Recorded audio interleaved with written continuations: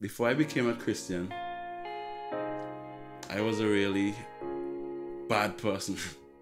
There would be acts of perversion, fornication, total disrespect for the people around me, what I consider now to be really evil stuff.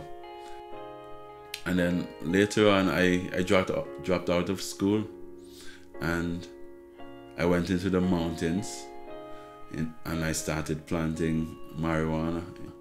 And it seems this was the pivotal event that sent me straight into that illegal abyss of drug trafficking and planting marijuana. I kept on doing that for about a year and some months.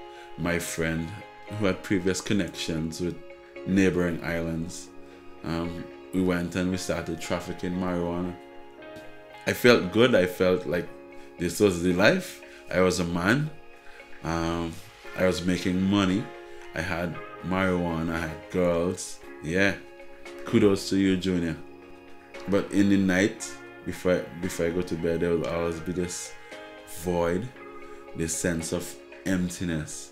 No matter what I accumulated, no matter how much money, no matter what gun I had, or no matter what girl I had, there was this void, there was this emptiness. So I ended up in one of these islands for over 9 months. I lived there illegally. As a matter of fact, I got robbed. I was held at gunpoint. I was attacked by someone who thought I owed him money. The person attempted to stab me in the face. And by God's grace, I see now that he saved me from that, saved my life from that. I came back home eventually from that neighboring island, and I still smoked, I still drank, I still partied, but the void remains. I met this friend, and every time we met, we would always have different conversations about the Bible. We started digging into its contents. After going through the Bible, I realized so many areas of my life weren't matching up with who Christ was and what was portrayed in the scriptures. And there was this conviction, this sense of, Junior, you're not gonna make it. And I got a great sense of my sinfulness. I got a great understanding of what I wasn't. I knew that for sure that I was a sinner, and that I would have been one of those persons when I died. I would end up in the lake of fire, which is the final judgment, which the fire never quenches. It's just continual burning. And that scared me. I said to myself, I cannot let this happen. I've got to change. I've got to turn my life around. I went up to my room and I started praying. I said, God, I am lonely. I am scared. And you're the only one who could make a change in my life. And I said, God, please save me.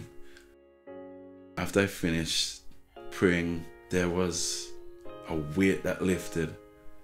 I felt for certain that things were right, that God really answered my prayer.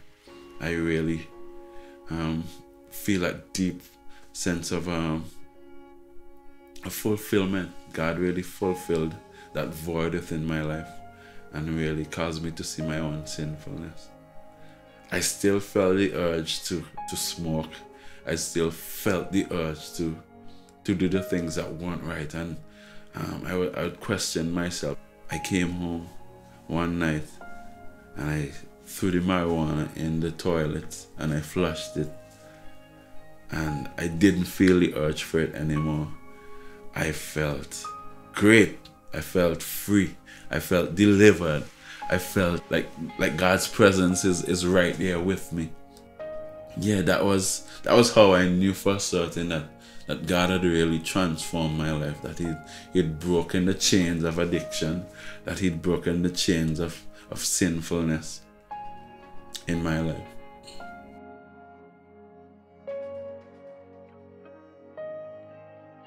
And when I got here, it was incredible. I mean, the worship was off the hook.